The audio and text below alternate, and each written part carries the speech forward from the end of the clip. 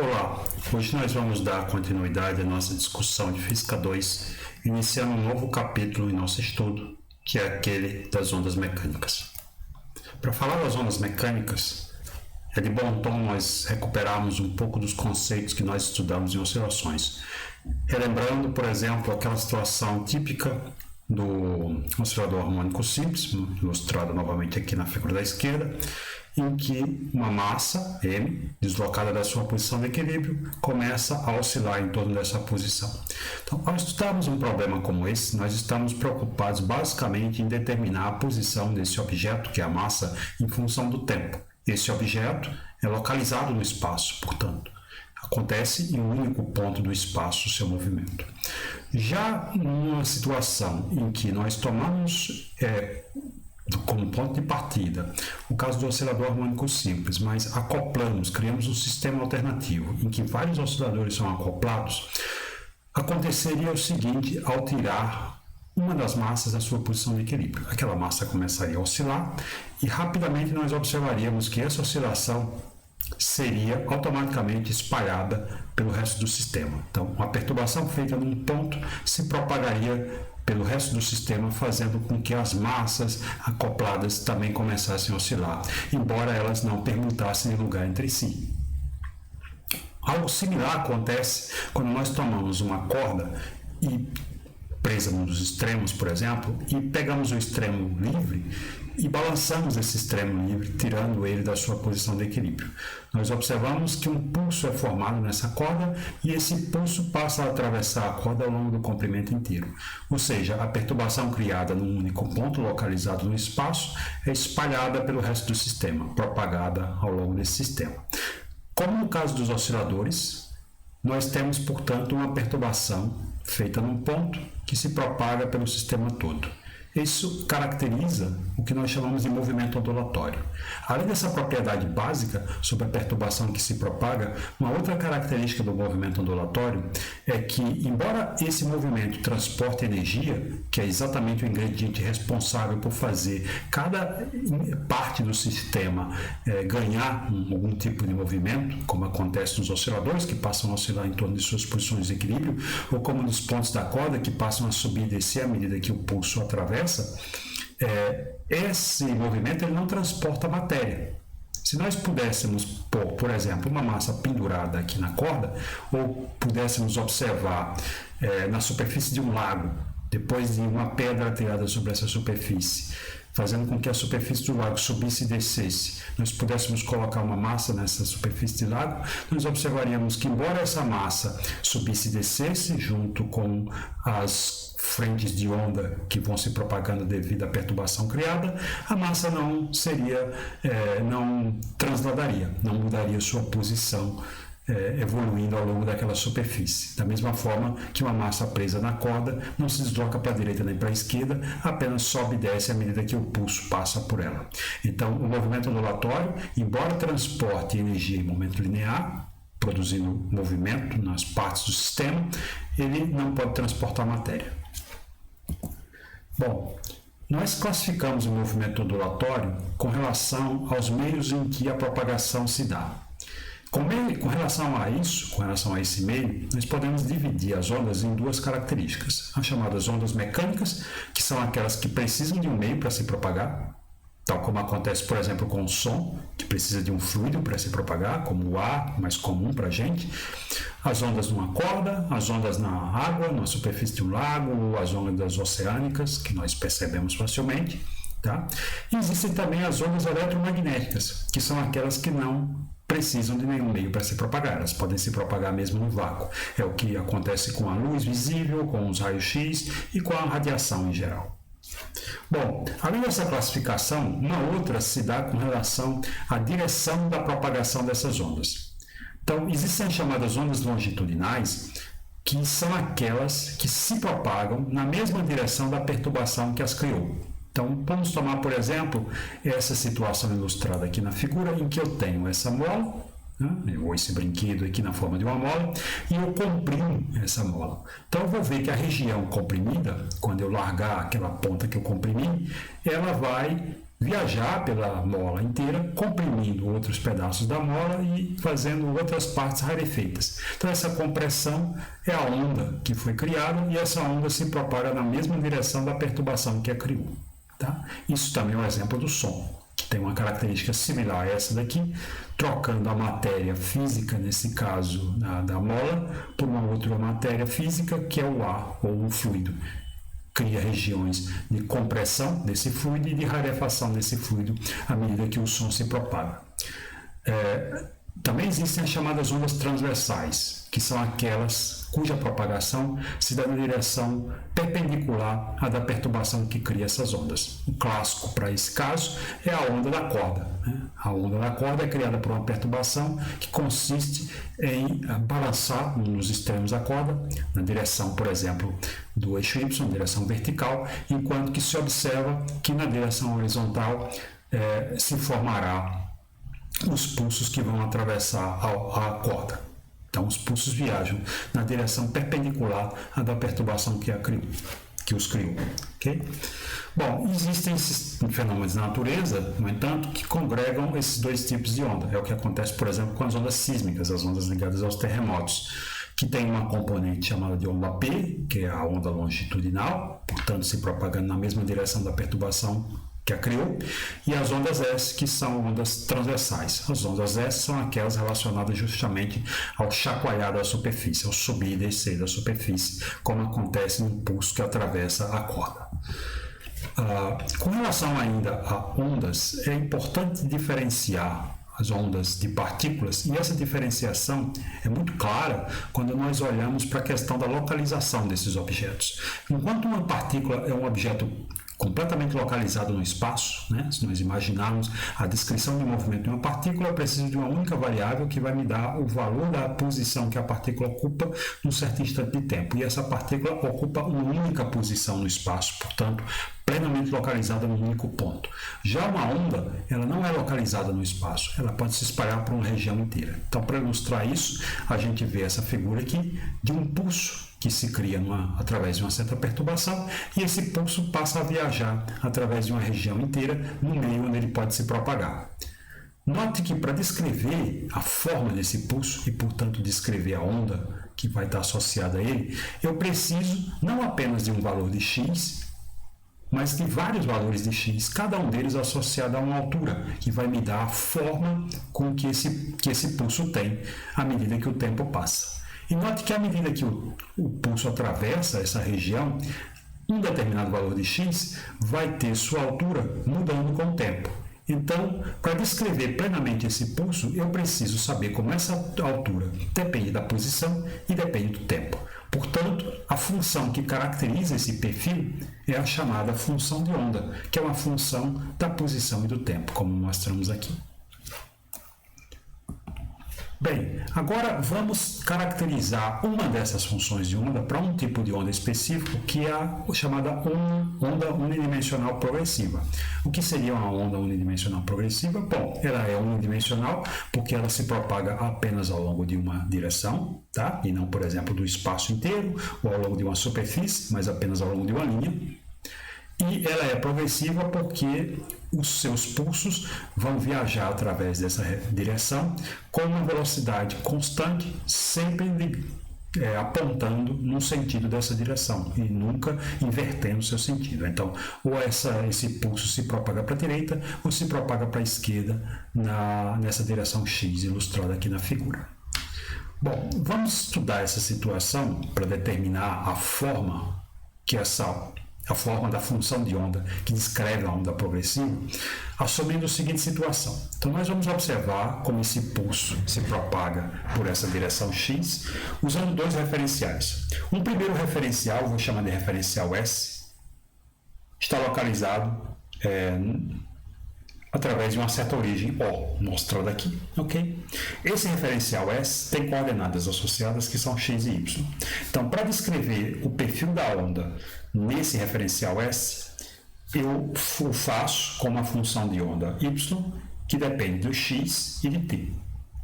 Já para o referencial Já o segundo referencial que eu vou usar é aquele referencial que eu vou chamar de S'. Esse referencial S', ele vai acompanhar a onda, portanto, se movendo com ela com a mesma velocidade, e aqui nós estamos assumindo que esse pulso viaja com a velocidade constante v, para a direita, ok?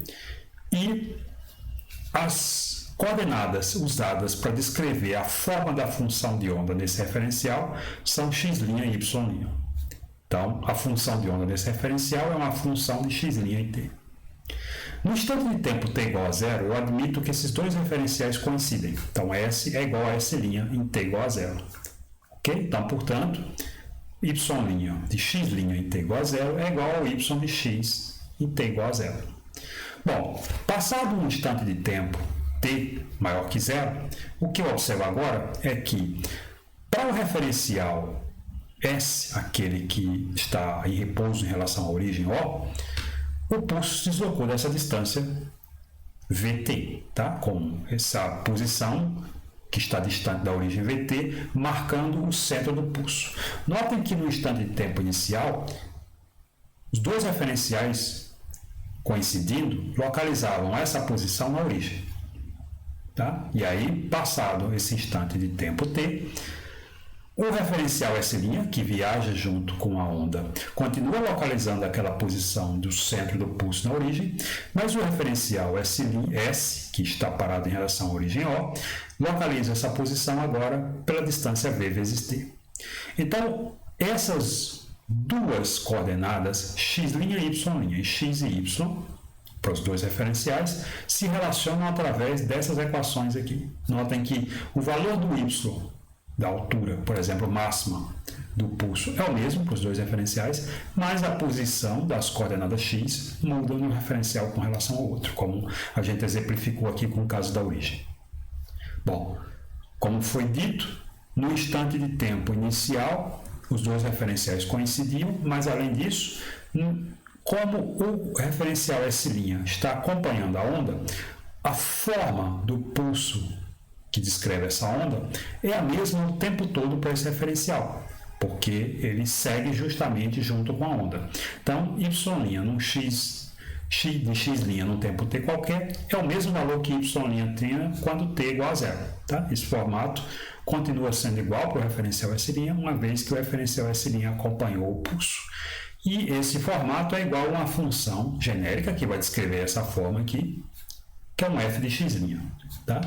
Então, uma vez que eu uso essas relações entre as coordenadas e uso essa igualdade do perfil da onda no referencial que a acompanha, eu chego a essa relação aqui, em que, para o referencial que está em repouso em relação à origem, a função de onda tem que ser uma função genérica qualquer da diferença de x menos vt. Tá? Para ter isso, claro, basta eu usar essas transformações. Então, uma vez que eu tenho essa igualdade, eu troco o y' por y, o x' passa a ter uma relação com x e t, então o y', que era a função de x' e t, passa a ser agora uma função de x e t, e como ele é igual ao f de x' para qualquer tempo, e x' vale x menos vt, então a minha função de onda para um tempo t qualquer é igual a uma função genérica da diferença x menos vt.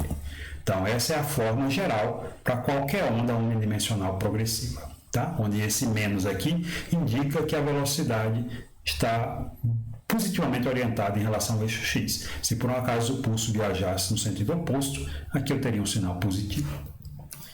Bom, então essa expressão que determina uma forma qualquer para uma função de onda progressiva, ela pode ser satisfeita desde que a x e t sempre apareçam na forma dessa diferença. Então, por exemplo, alguns candidatos aqui que nós vemos que poderiam ser onda seriam funções como essa daqui, x menos vt ao quadrado, ou seno de x menos vt, ou a exponencial de menos x menos vt ao quadrado. Em todos esses casos, essa variável, as variáveis x e t sempre aparecem nessa forma da diferença x menos vt. Notem que nesse caso aqui isso não acontece. Tá? Então aqui x e t aparecem separadamente e por conta disso essa função aqui não serve para descrever uma onda unidimensional progressiva. Bom, como é que eu faço para determinar então para um dado movimento qual é a forma dessa função genérica? Como nós podemos ver nas notas de aula, a equação que determina o formato da função de onda é a chamada equação da onda, que é dada por essa expressão aqui, que é uma equação diferencial parcial, que depende da posição e do tempo, tá? Nesse caso de x e de t para um movimento unidimensional, e que tem o fator do tempo associado a esse fator multiplicativo aqui, que depende da velocidade da onda. Então, toda função que descreve uma onda progressiva unidimensional satisfaz essa equação e tem essa forma funcional genérica. Uma forma particular para a função de onda, que satisfaz esses dois critérios, é aquele da chamada onda harmônica progressiva. Então, como o nome sugere, harmônico, essa onda tem uma função harmônica associada a ela, nesse caso um cosseno, poderia também ser um seno. Notem que a dependência de x e t aparece na forma daquela diferença, x menos vt.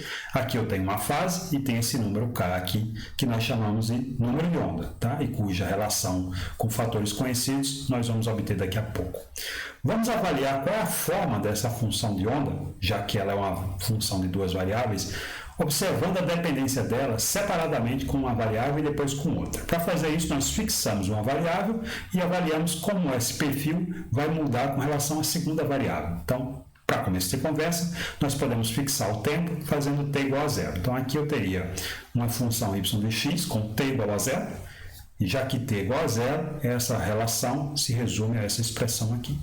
Essa expressão, evidentemente, é uma expressão já conhecida pela gente, ela tem essa forma harmônica, com a separação entre dois pontos da mesma altura do perfil y, definindo esse comprimento que nós chamamos de comprimento de onda. E a distância entre a posição de equilíbrio, que se dá em y igual a zero, e o máximo deslocamento em relação a essa posição de equilíbrio, tá? Em valor absoluto, tanto positivo quanto negativo, é chamado de amplitude. Esse comprimento de onda, retornando a ele cumpre um papel similar ao que acontecia no caso das oscilações para a frequência angular. Tá? E, portanto, é estabelecida uma relação entre esse comprimento de onda e o número de onda k, que é o fator que aparece multiplicando a posição x na expressão da função de onda, que é dada por essa relação aqui, k igual a 2π sobre lambda, da mesma forma que ômega era 2π sobre t. Bom, agora, se ao invés de fixar o tempo, eu fixo o espaço, ou seja, eu escolho uma posição x da região onde a onda passa e deixo ela fixa, por simplicidade eu vou escolher x igual a zero. Fazendo isso, nós temos essa função para descrever a dependência com o tempo daquela posição e nós observamos, portanto, que a altura daquela posição, à medida que a onda passa, vai variar de forma harmônica, assim como acontecia numa oscilação. Então, assim como acontecia numa oscilação, o termo que multiplica o tempo eu vou relacionar com a frequência angular. E esse movimento dessa posição x igual a zero, assim como acontece para qualquer outra posição, na verdade, vai ser um movimento ondulatório, um movimento harmônico simples, como nós podemos ver aqui na figura, onde a função de y é mostrada em função, a altura y é mostrada em função do tempo t, para dois valores diferentes da posição x. Uma para x igual a zero e outra para o valor x1 diferente de zero. Notem que nos dois casos, esse é um movimento harmônico simples, com um período característico, que depende da frequência angular, ou seja, depende do produto do número de onda k pela velocidade da onda v. Tá? Dessa forma aqui. Bem, é possível mostrar, então, usando essas identidades, que existem quatro relações que podem ser estabelecidas entre as duas grandezas, os dois parâmetros ligados ao movimento ondulatório, que nós acabamos de descobrir, que são o número de onda k e o comprimento de onda lambda, e as duas quantidades que nós já conhecíamos das oscilações, que são a frequência angular e o período t. Então, essas relações são dadas por essas expressões aqui, como, por exemplo, aquela entre a frequência angular e o número de onda, ou aquela entre o número de onda e o período, ou aquela entre o comprimento de onda e o período, e aquela entre o número de onda e o comprimento de onda. Tá? Bem, falando mais uma vez sobre essa relação que acontece de como a altura muda com o tempo para uma posição fixa, nós vimos que esse movimento, por exemplo, para a posição x igual a zero, como poderia ser para qualquer posição, é um movimento do tipo harmônico simples, tá? Dada por essa relação aqui. Então, a altura, cada ponto dessa região onde a onda está passando vai se mover na direção y como se fosse um oscilador harmônico simples. Então vai executar um movimento harmônico simples. Portanto, vai existir uma velocidade associada a esse movimento na direção y, que é o que a gente chama de velocidade transversal, que é uma velocidade diferente da velocidade da onda. Então a onda passa através da região. Em cada ponto dessa região onde a onda cruza, cria-se um movimento nesses pontos que se dá ao longo da direção y. Esse movimento é do tipo harmônico simples, portanto tem uma velocidade. Para determinar essa velocidade, nós vemos como essa altura y está variando com o tempo para um dado valor de x fixo, por exemplo, x igual a zero. Tá? Ao fazer isso, nós chegamos a essa expressão para a velocidade transversal, okay? Que depende desse produto da amplitude com a frequência angular vezes o seno. Bom, portanto, essa relação mostra para a gente que a máxima velocidade transversal, que é essa velocidade de cada ponto ao longo da direção y, ao executar um movimento harmônico simples, a máxima velocidade se dá quando esse seno é mais ou menos 1. Então, em valor absoluto, essa velocidade transversal é igual ao produto da amplitude vezes a frequência angular dessa oscilação. Tudo bem? Da mesma forma, nós poderíamos calcular uma aceleração transversal, que se daria pela derivada da velocidade transversal em relação ao tempo. E aí nós teríamos uma expressão com o cosseno aqui e com o fator a ômega quadrado, de fato. E nós veríamos que essa aceleração seria máxima quando a velocidade fosse zero e vice-versa. A velocidade sendo máxima quando a aceleração é igual a zero. Essa aceleração transversal, tá? Ao longo do movimento de cada ponto ao longo da direção y. Bom, nós falamos bastante em exemplos utilizando a corda. Vamos agora exatamente mostrar que ao criar uma perturbação na posição de equilíbrio da corda, aparece uma onda transversal que vai se propagar através dessa corda. Então, imagine, por exemplo, que eu tenho uma corda numa certa posição de equilíbrio, tá? Essa corda se encontra tracionada, mas como ela está em equilíbrio, essas trações se anulam mutuamente. Então, tomando aqui, por exemplo, uma posição x, tá? E uma posição infinitesimalmente próxima a x mais ΔX. Então, como ela está em equilíbrio, a soma das forças sobre cada ponto tem que ser igual a zero. Vamos agora imaginar que eu faço um leve deslocamento de uma ponta dessa corda em relação a essa posição de equilíbrio. Então, por exemplo, eu pego esse ponto aqui e elevo brevemente, como acontece aqui nessa figura, exagerando, claro, para a gente ter uma noção das configurações de força. Então, aquelas forças que antes eram forças concorrentes que aconteciam na mesma direção, agora não são mais, são concorrentes, mas vão ter projeções distintas, de maneira que, embora o movimento não aconteça na direção x, porque nessa direção x a soma das forças vai continuar sendo zero, vai aparecer uma diferença na direção y.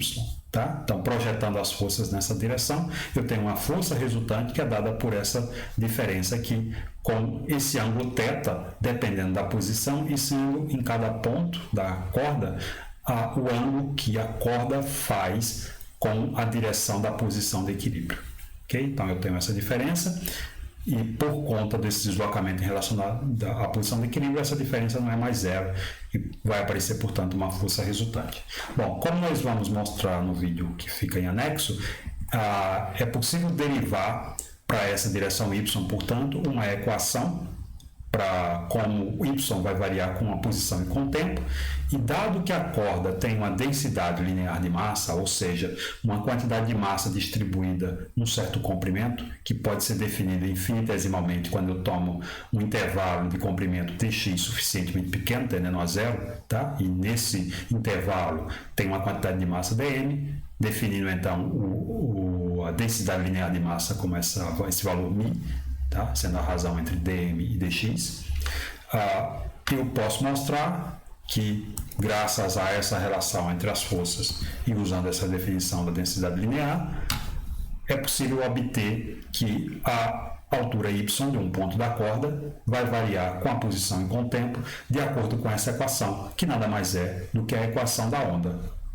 Okay? Então, vai aparecer uma onda transversal na corda, definida por essa equação de onda aqui, e que lembre o fator que multiplica a derivada com o tempo é 1 sobre v ao quadrado, de maneira que essa razão aqui me ajuda a calcular a velocidade da onda que se propaga na corda, que é dada como a raiz quadrada da razão entre a força aplicada na corda e a densidade linear de massa. Portanto, quanto mais massiva for a corda, menor tende a ser a velocidade da onda que se propaga nela, que é o resultado esperado, uma vez que a onda, nesse caso, teria que vencer uma inércia maior, quanto mais massiva a corda for. Bom, nós também dissemos, desde o início, que o que caracteriza o movimento ondulatório é o seu transporte de energia, embora não transporte matéria. Então, isso fica muito claro quando nós tomamos esse exemplo genérico aqui, de uma corda presa no extremo e colocamos num ponto da corda uma massa. Okay? Então, ao executar a perturbação que vai criar os pulsos de onda que se propagam pela corda, nós vamos ver que ao passar pelo ponto onde essa massa está presa, aquele pulso vai transferir uma energia para a massa, fazendo com que essa massa se mova. Ela vai se deslocar em relação à sua posição de equilíbrio, subindo e descendo, embora ela não se desloque ao longo da direção X, uma vez que o pulso não vai carregar a massa, ele não transporta a matéria. Tá? Então, essa oscilação ao longo da direção Y ocorre e, portanto, essa massa ganha energia cinética. Essa energia cinética foi ganha devido à transferência de energia da onda para a massa. Então, para calcularmos essa transferência de energia, nós também no segundo vídeo anexo, nós mostramos que a energia cinética por unidade de comprimento de onda é dada por essa expressão com a dependência quadrática da amplitude da onda, assim como também da sua frequência angular e de uma dependência linear com o comprimento de onda. Essa expressão também é encontrada para a energia potencial por unidade de comprimento de onda, tá? Uma vez que, nesse caso, essa perturbação faz com que cada ponto da corda, em particular aquele ponto onde a massa está presa, execute um movimento do tipo harmônico simples. E, portanto, aquele objeto tem uma energia potencial elástica associada. E essa energia potencial elástica, por unidade de comprimento de onda, é dada por essa relação aqui. Dessa maneira, tomando essas duas expressões para energia cinética e energia potencial, nós chegamos a uma expressão para energia mecânica total por unidade de comprimento de onda, que é dada por essa expressão, e graças a ela nós podemos definir o que se chama de intensidade da onda, que é simplesmente a potência média da onda por unidade de comprimento de onda ao longo de um período. Então eu tomo a razão entre essa energia ao longo de um comprimento de onda em razão a um período de oscilação, e nós chegamos a essa expressão aqui, mostrando que essa intensidade transmitida para os pontos da corda pela onda depende do quadrado da amplitude da frequência angular e depende linearmente da velocidade da onda. Okay? Então, os vídeos a seguir esclarecem essas expressões e a derivação da equação da onda para a corda. Então, até mais.